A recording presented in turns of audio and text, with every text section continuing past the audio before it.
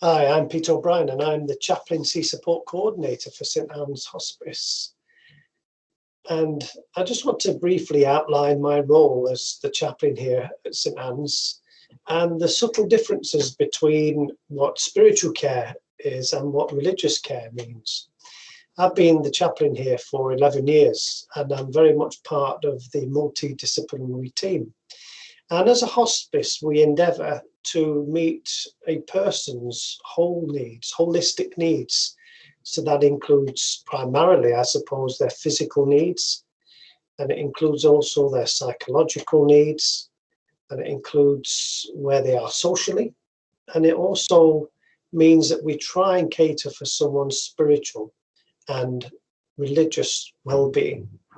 So as part of the team here at St Anne's, I'm very much integral to helping to meet those holistic needs, but primarily, of course, the religious and spiritual needs of our patients and their loved ones, families and friends.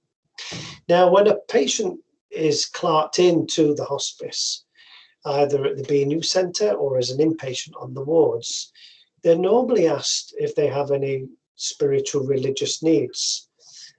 Some people say they don't need any support from the chaplain and decline any support. But I suppose I try and get around most patients, unless someone says they decline to see me and they don't want any chaplaincy support, then obviously I won't see that person because I need to fulfill their wish. But usually I would go around our patients and introduce myself as Pete, the chaplain. And I always say that just because I am the chaplain, we don't necessarily have to talk about God or faith. We can talk about anything that's on their minds, that's close to their hearts. And in the 11 years I've been here, I've only ever had 2 people put their hand up as I've approached the bed. They've seen the collar and they've put their hand up, and I've just quietly turned away. So I would say chaplaincy, although it's integral to holistic care, it's like a soft touch approach. It's always about the patient's choice. It's certainly about patient and person-centered care. And yes, if someone wants to see me, I'm there. And likewise, if they refuse to see me, then I won't force the service. I won't force chaplaincy on them. And it's true that when someone is given a life-limiting, life-threatening illness diagnosis, then for a lot of people, they begin to think about the big questions in life, I suppose the existential questions. Why me? Why now? What is this about? What happens at death? Is there life after death? So those kind of really big questions. And it's good to allow our patients time to explore these questions. And that's part of my role as the chaplain here.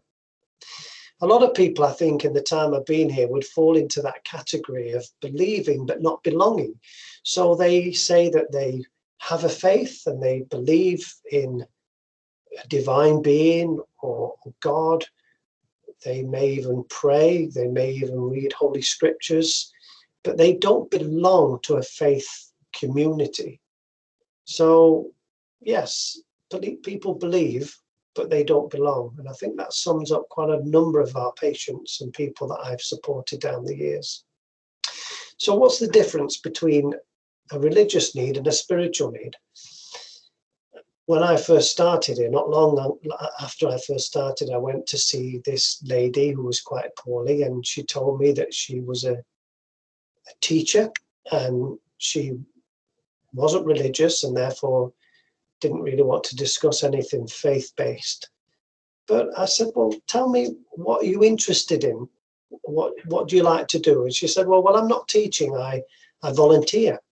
And I asked her where, and she said, I volunteer in a donkey sanctuary. And I was quite intrigued, and she said that during the school holidays and at weekends, because she had no family, her time was taken up with caring for abandoned donkeys. So we talked about this for a little bit longer, then I left, and then the word got round. So one of our social workers at the time and a couple of our nurses arranged for her favourite donkey from the sanctuary to come to the hospice, and it came on a trailer, and it was walked around the back of the hospice grounds, and the window of the patient's room was opened, and the donkey peered through, and this woman sat up and recognized her donkey, and this donkey obviously recognized this woman. And not long afterwards, this lady sadly died. But I was told, because I wasn't there at the time, that there was a real connection between the donkey and this woman. And even though we never met her religious needs, because she said she didn't have any, we certainly met her spiritual needs. Because I think a spiritual need is anything that gives us a sense of purpose and a sense of belonging.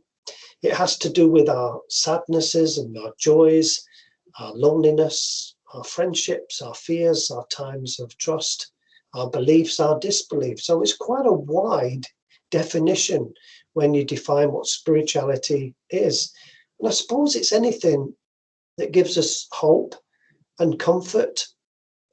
And people find that through faith and religion. Others find it through a connection with nature, or their hobbies, or values and principles. And for this lady, volunteering in a donkey sanctuary and seeing her donkey at the hospice, there was a real connection. And it was lovely, apparently, to see this spark between the two of them. So I suppose that gives a definition of what spiritual need, meeting a spiritual need, entails. A religious need, it's a bit more, I think, easier to define. It's a bit more concrete. It refers basically to faith practices that nurtures a relationship with a superior being, God or force or power.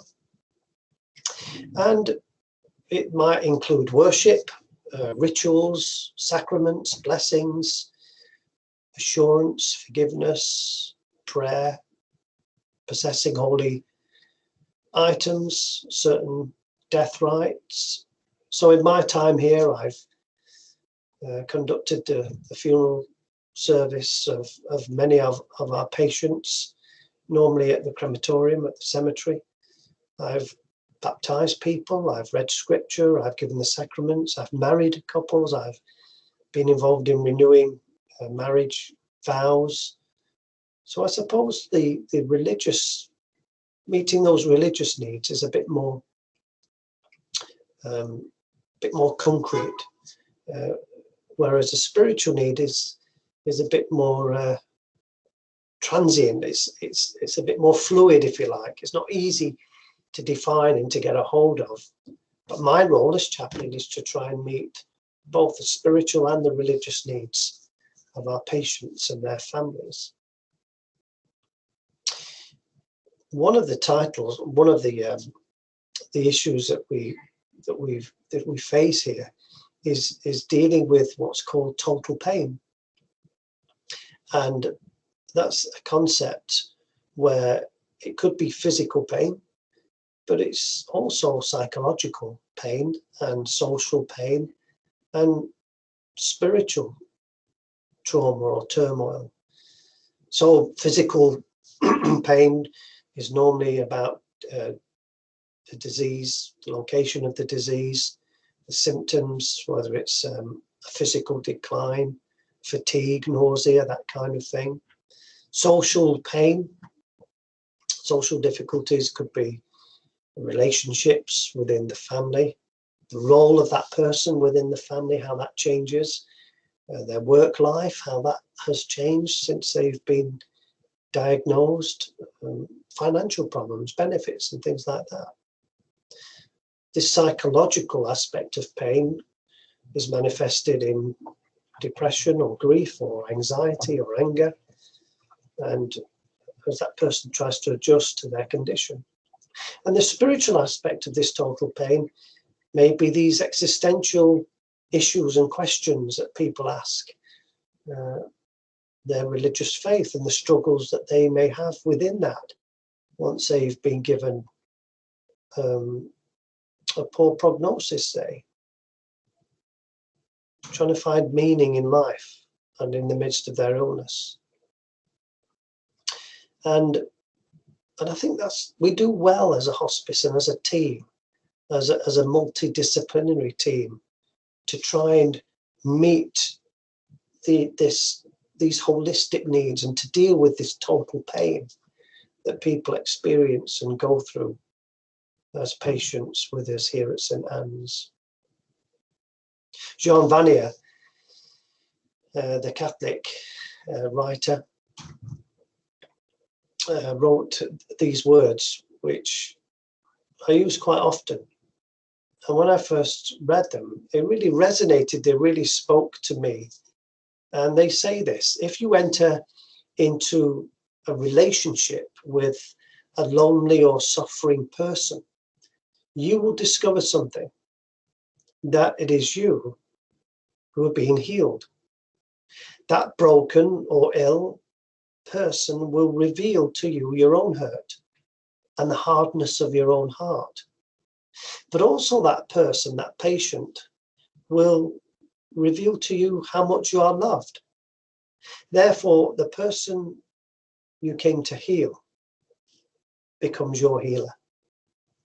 And they're lovely words which really ring true, not just for me, but for all my colleagues and all the team at Hospice, the people that we come alongside of and support and care and help are so inspirational. They, just as that phrase says, the person that we came to heal in some way, whatever that healing looks like, becomes our healer. And when people say, oh, the hospice environment must be a really depressing and sad place to work, there are difficult days, of course. But in any calling, in any vocation, there are difficult days. The overwhelming sense that we have, that I have here, is that sense of making a difference, of being inspired, of being uplifted by our patients and their families in the way they deal with their life-limiting illness and the problems associated with that. So I suppose that's a quick tour, if you like, of the life of a chaplain and my role here at the hospice. And I hope that really shows you in some ways, albeit briefly, what a hospice chaplain does and their involvement within the multidisciplinary team. Our social workers, our counsellors, our bereavement support, our nurses, our rehab team, our medics, and others who work together to try and meet the whole needs, the holistic needs of our patients and their families and carers. Thank you.